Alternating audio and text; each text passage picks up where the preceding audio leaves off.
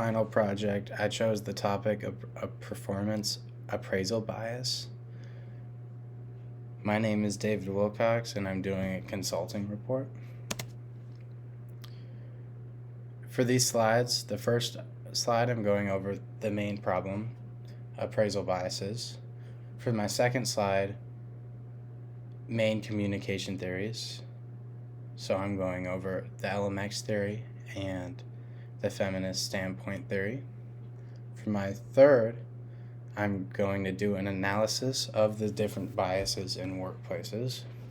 For my fourth slide, I'm going over the consequences that organizations might face when appraisal biases are frequent. Number 5, I'm going over the solutions and ideas I have to fix this problem. And after that, I'll do a little summary. Performance appraisal biases happen when people are judged based on outside factors. These outside factors include in-group favoritism, which is the idea that groups that are closer to their management, whether it be in work or outside of work, and have relationships, are going to be evaluated nicer than people that aren't as well known in the business. My second, gendered language shapes feedback. The way that managers talk typically limits to genders, and a lot of the times women get less beneficial feedback and more vague feedback, like you're doing a good job or keep up the good work, opposed to the language that's more direct and helpful for men. The third, racial biases impact judgment. A lot of the time, people are judged before they sit down, and a lot of the times there are biases if someone is of a certain ethnicity that impacts how they are judged in these evaluations. This comes from Knight, Herbal, Foster, and Mannix. The outcome is that it reduces trust in management.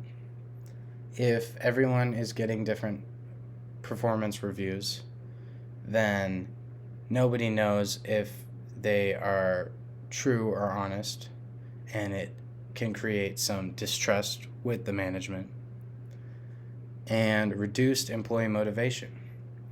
If you as an employee are working your ass off, but your employee doesn't seem to pay attention to you and is only paying attention to the groups of people that he likes, then you are less likely to receive a fair and just assessment of your own work. Leader Membership Exchange, or short LMX. This is the theory that talks about how in-groups receive better treatment than the out-groups. The in-groups being people that have relationships with their managers outside of work or are favored, and the out-group are people that are less supported and less favored. When it comes to appraisal bias reports, typically the in-group receives better information and is able to move up the ranks more than an out-group. This is a clear sign of fairness not being shown and bias due to the relationship in a workplace. Relationship quality shapes communication. The communication that is held with these outgroups that aren't on the inside is short, it's not direct, a lot of the times it's vague and unuseful, and it doesn't support the company or their employees. For my second theory, feminist standpoint theory, I'm going over the problems with appraisal bias from a feminist standpoint. Appraisal biases highlight marginalized workers' perspectives. Typically, women and people of different races receive less useful, more vague, and more targeted language based on appearance and gender. In turn, they receive less beneficial information than men or people of different, less targeted groups. Racial employees judged harsher. There was a study done by Bunnett in 2025 showing that Black women especially receive the least beneficial and important information during these appraisal biases due to their perceived ability in the workplace. These are all stereotypes and are part of the issue that I'm working to prevent. The outcome to appraisal bias being so biased towards the feminist standpoint, men receive a lot more developmental guidance, more descriptive evaluations that help them improve on their job in more clear fashion, as well as are favored for job opportunities and advancements that these other groups aren't. Communication norms reproduce inequality. If the norm is to communicate to certain groups and genders in a less beneficial way than people that are on the in-group or are men, will eventually create inequality in your entire workplace, and that will be visible from an outside standpoint. Here are a list of the biases I'm going over. In-group favoritism skews ratings. Typically, you will receive a better feedback due to relationships you have. If you are on the same softball team as your boss after work, and then you guys go out to drinks after every baseball game, you're going to build a better relationship than, say, some other employee who goes to work and goes home. Typically, whether or not you're doing more work or more beneficial work, your boss is going to favor you. Gendered stereotypes shape comments. The type of comments that you receive are very gendered. A lot of the times you get less descriptive and more complimentary terms like, you're very nice, you're very polite, with women in these evaluations, opposed to men typically get more direct, useful feedback that can help them further their career. Racial bias limits opportunities. Similar to the gender stereotypes, racial bias has been around for a long time and can create unfair evaluations of people based on bosses not taking the time to evaluate people of other races fairly, as well as skip over opportunities due to biases. Feedback becomes inconsistent. Others may get more useful feedback than others do due to these biases.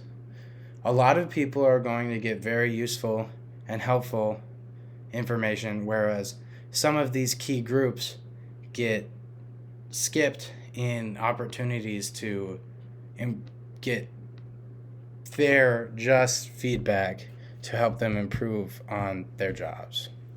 Appraisal lose objectivity. Overall, if everybody has different scores and you know that you did a worse job than your other employee, you're going to realize that these appraisals aren't as helpful as you think and aren't valid. And this is all supported from Tinzer and colleagues. What does this do to your overall workplace? Impacts? You're going to have lower employee motivation. Your employees aren't going to be motivated to work if they don't feel like they have been appreciated and evaluated fairly, especially if they feel like they have been working their ass off and you have overlooked them for others. Turnover rates increase. You're going to have more people leaving your company, and your turnover rate's going to increase because of the inequality in your workplace. Damaged supervisor credibility. Your supervisor is not going to be seen as trustworthy or show off the values that would represent a company well due to their biases and that being reflected on the company. Unfair evaluation processes. Your evaluations won't be seen as fair. They won't be viewed as a helpful thing, and people aren't going to respect evaluation processes. Reduced organizational cohesion. Overall, a company works best when all of their pieces are working together as one. And when you create unequal circumstances for people in your company, say the in-group people all got offered positions higher, you are going to create a drift in performance, and overall communication will suffer in your organization.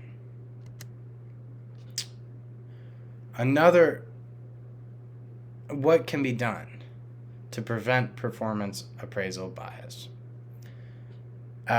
Create an evaluation template. Come up with some sort of a outline or a template for employers to use to hopefully prevent some bias in appraisals. Require behavioral examples. Instead of relying on compliments and vague terms, make sure that you point out different behavioral examples. Oh, you were very empathetic on this, and I liked how you handled this situation, but I could use more of that from you in different circumstances. Be more descriptive with your examples. Limit vague personality language.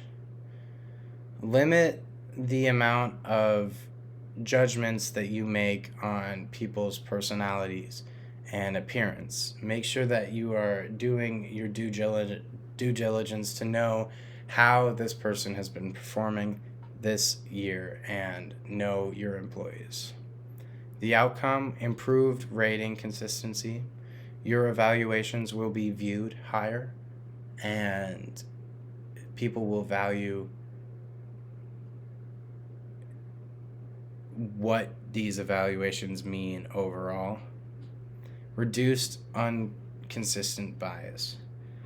If you work to remove the bias, there'll be less inconsistencies with your reviews and prevent people from feeling certain ways and hopefully prevent drifts in communication. Extended solutions. Train your supervisors on biases. Essentially, make sure that your supervisors, the people in these positions, are aware of these biases and make sure that they are educated on how they can affect a company. Increase evaluation transparency. Make sure that you send out a memo that will allow people to know what to expect from further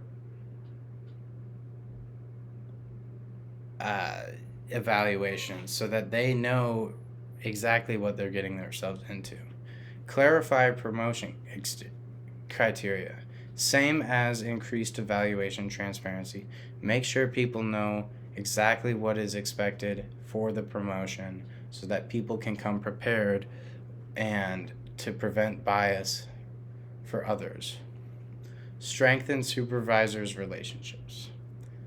Make sure that it is a goal of your supervisor to reach out to every employee. Make sure that there is a relationship and that it's encouraged to always keep and maintain relationships with your manager. Provide equal opportunities. Overall, these steps will all help to provide equal and fair assessments for everyone in the workplace. Here is a list of my sources.